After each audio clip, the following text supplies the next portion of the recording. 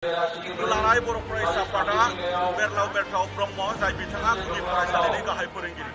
बिथाङा दिनै सुथुरफोरनि आखायाव जिउ गोमानो गोनां जादों आरो बिथांनि थैनांनायनि जाथायखौ खोनानानै दुलाराय बर' फरायसा आफादा जों दुखु मोननाय फोरमायदों आरो दुखु मोननाय फोरमायनायावनो जों थांफियाखै।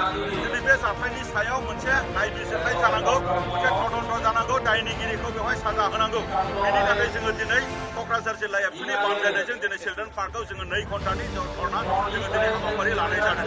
बे धर्ना हाबाफारिनि गेजेरजों जों बेखौनो बुंनो नागिरदों जे दिनै बिटिआर सुक्ति जाखांनायनि उनाव दिनै जोंनि गुबुन गुबुन हारि माहारिफोरा बा दिनै दल संगठनफोरा ओनसोलाव बिटिआर सुक्ति जालांनाय बायदि बा बिटिआर सुक्तियाव होनाय बायदि जे गोजोन गायसननो थाखाय खामानि मावबाय थादों।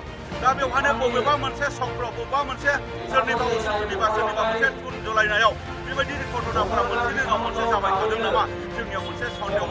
बेनि थाखायनो बे दायाव बे घटनायाव जड़ित थानाय दायनिगिरिफोरखौ जेरैखि जाया हमनायनि गेजेरजों गोख्रों मोनसे पानिशमेन्टखौ होथारनांगोन आरो ओनसोलाव सरासनस्रा सुबुंनि जिउ आरो सम्पतिनि रैखाथिनि थाखाय सरकारा खामानि मावनांगोन। जों बेखौ दिनैनि नैबे हाबाफारिनि गेजेरजों दाबि खालामदों। दुलाराय बर' फरायसा आफादा हाथियार गैयै मोनसे समाज बा हिंसा गैयै मोनसे समाज गायसननो थाखाय 2008निफ्राय दिनै खामानि मावबोबाय थादों आरो बे मावथांखिखौ जोङो दिनै मावबाय थादों आरो इयुनावबो मावलांबाय थागोन। दा बेनि थाखायनो दुलाराय बर' फरायसा आफादनिफ्राय खुनु बुथारनाय, खुनु हिंसानि खामानि बेखौ जोङो मदद खालामनो हाया आरो बेखौ जोङो नाजावनो हाया। जायखिजाया हिंसा बा जायखिजाया बुथारनाय, जायखिजाया अयनायनि हेंथायै दुलाराय बर' फरायसा आफादा गसंबोदों आरो गसंलांबाय थागोन।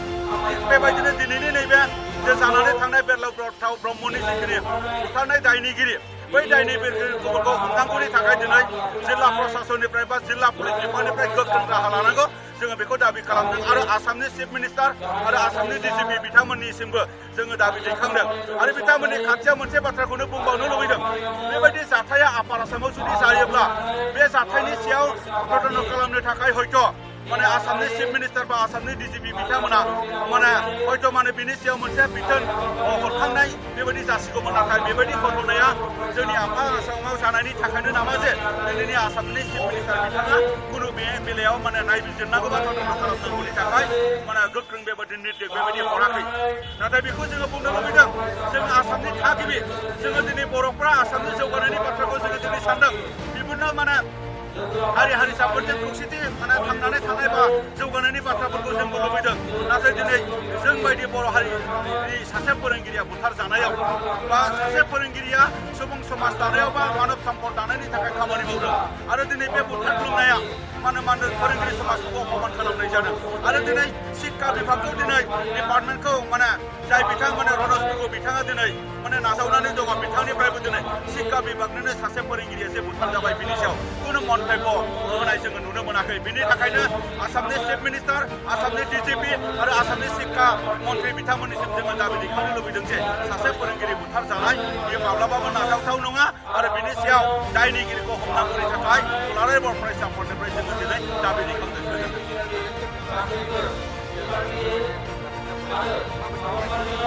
बेबायदि जाथाय मोनसेनि उनाव मोनसे जानाय बेनि हेंथायै जोङो गसंथाबोबाय थादों। दा बियो मानि थाखाय जादों, बे मानि थाखाय जानो मोनदों, बे जानो मोननायखौनो दिनै जेन जाया बेनि थाखायनो मोनसे गृह बिभागनिफ्राय, नखर बिफाननिफ्राय, चिफ मिनिस्टारनिफ्राय मोनसे गोख्रों मोनसे राहा लानांगौ जोङो दिनै बेखौ जोङो लुबैदों। नङाब्ला दिनै जोंनियाव दिनै गोजोना गायसनजाखानाय आरो बेवहायनो असान्थिया फैफिनोब्ला जोंनि गेजेराव गुलुं गुजुं जागोन आरो जौगानायनि खामानि मावनायावबो हेंथा जागोन आरो गावजों गाव मोनसे अनलायलायनायनि थासारि बेफोर नस्थ' जागोन। बिनि थाखायनो बेफोरबायदि जाथाया जेन इयुनाव जानो हाया बिनि थाखाय जे घटना जादों बे घटनायाव जड़ित थानाय दायनिगिरिखौ गोख्रों साजा होनायनि गेजेरजों मोनसे बिदिन्थि बेवहाय लाबोनानै होफैनांगौ।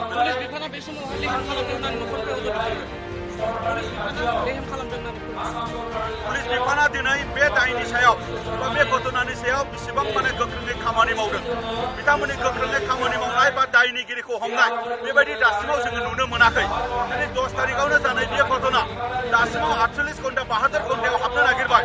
दासिमाव दायनिगिरिखौ हमनायनि तथ्य बा हमनायनि बाथ्राफोरखौ दिनै पाब्लिक जितु खालामाखै बा रायजोफोरनो मिथिसार होनाय जायाखै। बिनि थाखायनो दिनै जोङो बुंनो बाध्य जादों जे जिल्ला प्रशासननिफ्राय बे घटनानि सायाव जड़ित थानाय दायनिगिरिखौ हमनांगौनि बेलायाव बिथांमोना फेलें जादों होननानै जोङो दिनै बुंनो नागिरदों। गोजोनथाव खौरां ब्राफिडनि बानजायनायाव क'क्राझार राजमेला फोथाराव रायजोआरि आखाइ इसान दिन्थिफुंनाय। बे दिन्थिफुंनाया 7 मार्चनिफ्राय 20 मार्चसिम सोलिगोन। हारिमुआरि दानाय लुनाय आर'नाइ, गामसा, दख'ना, जि जोम दिन्थिफुंनायजों लोगोसे बायनो हागोन।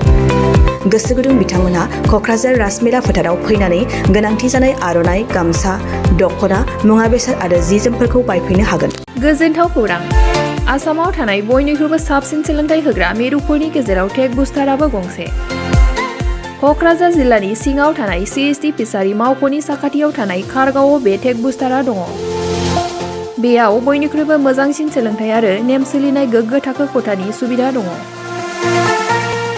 सारा भारतनि गेजेराव सायख'जानाय बायदि सोलोंथाइजों सोमोन्दो थानाय फोरोंगिरिफोर दङ। टेक बुस्टाराव प्रफेशनेल, जार्नालिस्ट आरो टेकनिकेल कर्सफोरखौ होनाय जायो। 24 घन्टा रैखाथिनि थाखाय मोजां सुबिदा आरो टेक बुस्टारा नोंथांमोनखौ सौहैहोगोन नोंथांनि थांखिसिम। टेक बुस्टारा नोंथांनि सिमांखौ जाफुंसारनांगौनि थाखाय गांल' नङा, साहस आरो गोहोबो होगोन। सोलोंथाइ लाखांनायनि उनाव 100% प्लेसमेन्टनि खाबु दङ।